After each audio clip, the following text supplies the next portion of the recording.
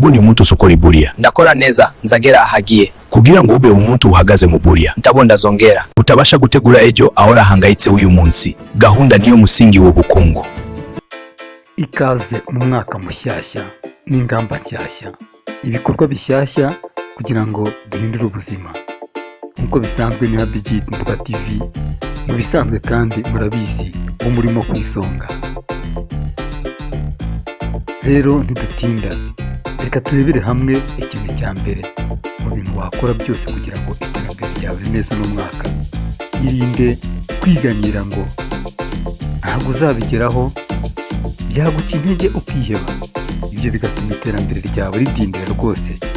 Nta gushidikanya rero, niba ukeneye iterambere biraza gutuma ukora cyane, bive umuzingo, ushakisha imirimo hirya hino, ukore kandi wibande ku kintu cyo kwizigama.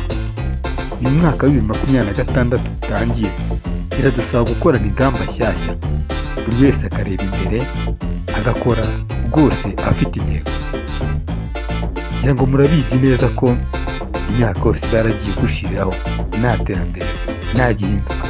Gerageza uhindure ibintu byinshi, ariko iki kintu cyo kwiganyira ukigendere kure.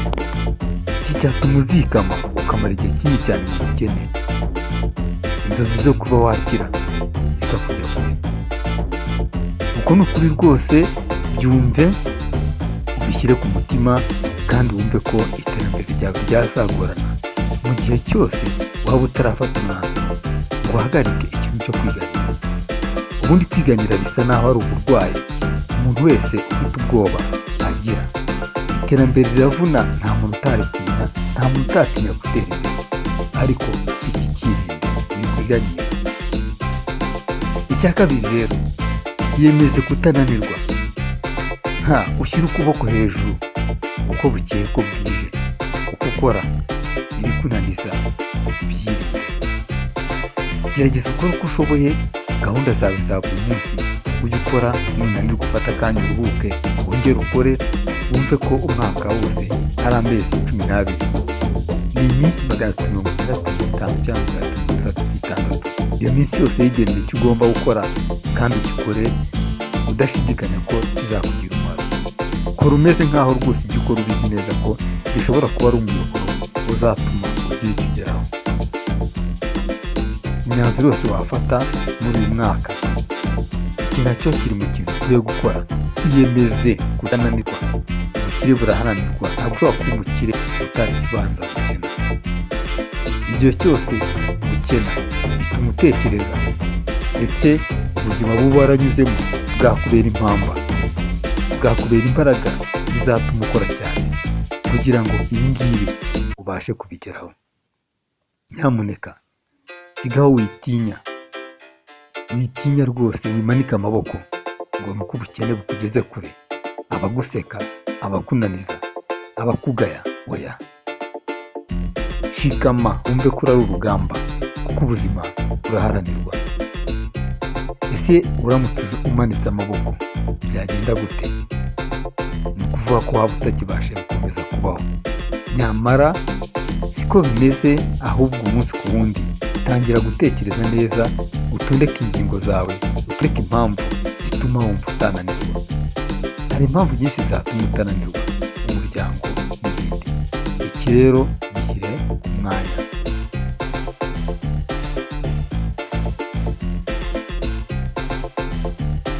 Irinde gukora ibintu utashakiye amakuru. Icyo ni icya gatatu. Rwose ibintu utashakiye bishobora kuba byarenze ko watera imbere cyane, ndetse kwitwa umukire bishobora kugora. Unabigezeho byaba ari ugutomboza, ariko ubukire bwateguwe neza bwubakwa buhoro buhoro. Rero gerageza kwirinda gukora ibintu udafitiye amakuru ahagije. Ibi bishobora gutuma amafaranga wari umaze kugeraho cyangwa se ibyo wari umaze kubaka bisenyuka vuba mu gihe gito. Gerageza rero wirinde kugendera ku bitekerezo by'abantu bataguhaye amakuru ahagije. Ucukumbure neza, wishakire amakuru ku giti cyawe, ndetse n'ayo ukuye ahandi hantu nko ku mbuga nkoranyambaga, ayo yose yakoresheje gushakisha uburyo wafumbura iby'ukuri bijyanye byo kuri icyo kintu. icya kane turavuga ku kintu cyo gusesagura.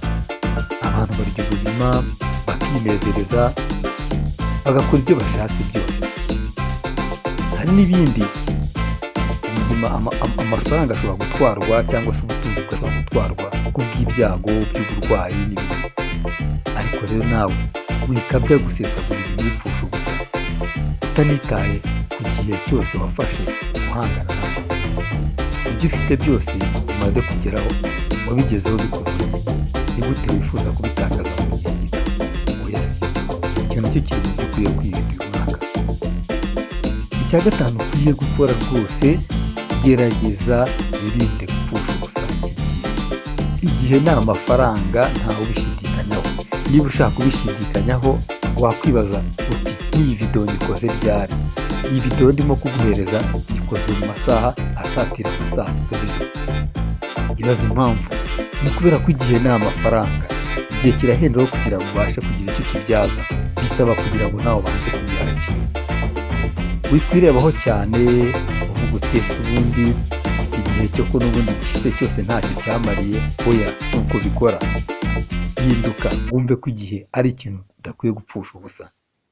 Wenda uri ku mbuga nyinshi cyane ukoraho ibintu bitandukanye, wenda bitari bukwinjirize, gerageza ushake uburyo ushobora kuba wanaba urebaho ibintu wiga, ushaka amakuru ahagije wakoresha muri bizinesi zitandukanye maze utabasha gutegura ejo ahora hangayitse uyu munsi. Gahunda niyo musingi w'ubukungu. Ibyo byari ibintu bitanu rero byagufasha kwiteza imbere uramutse ubyirinze muri uyu mwaka wa 2025. Ni igihe cyose cy'ubuzima bwawe wibuke gukora like, share na comment. Murabeho, Imana Happy Jib. Kuri Happy Jib Nduba TV kandi tubigisha indimi. Ni ukuri wakwigira ubuntu.